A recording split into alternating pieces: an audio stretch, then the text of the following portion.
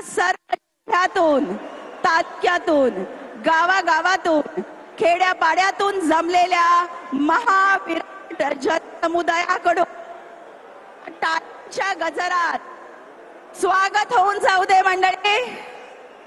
भारत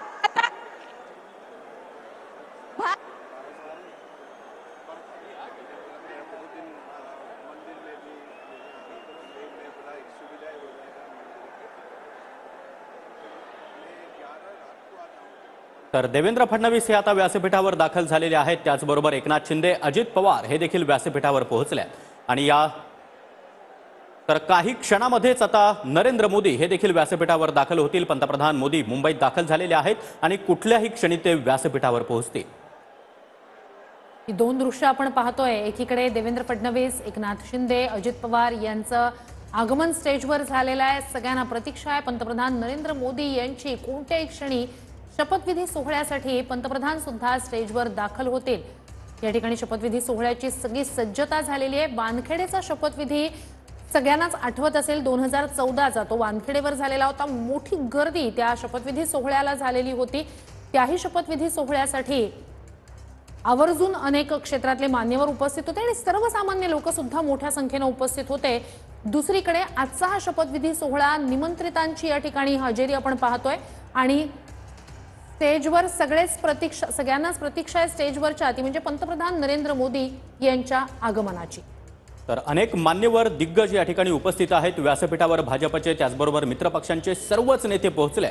देवेंद्र फडणवीस, एकनाथ शिंदे, अजित पवार हे देखील दाखल झालेले आहेत आणि आता प्रतीक्षा आहे ती केवळ पंतप्रधान नरेंद्र मोदी यांची. अगदी कुठल्याही क्षणी पंतप्रधान मोदी व्यासपीठावर दाखल होतील आणि देवेंद्र फडणवीस मुख्यमंत्री पदाची शपथ घेतील.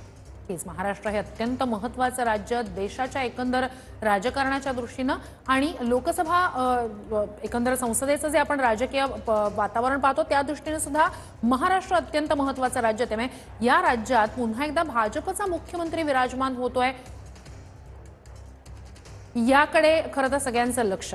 तर विनोद तावडे हे आता प्रतीक्षेमध्ये आहेत नरेंद्र मोदी यांच्या. तर विनोद तावडे हे नरेंद्र मोदी यांचं स्वागत करतील. नरेंद्र मोदी यांना व्यासपीठावर ते घेऊन येतील. अगदी कुठल्याही क्षणी नरेंद्र मोदी हे व्यासपीठावर दाखल होतील.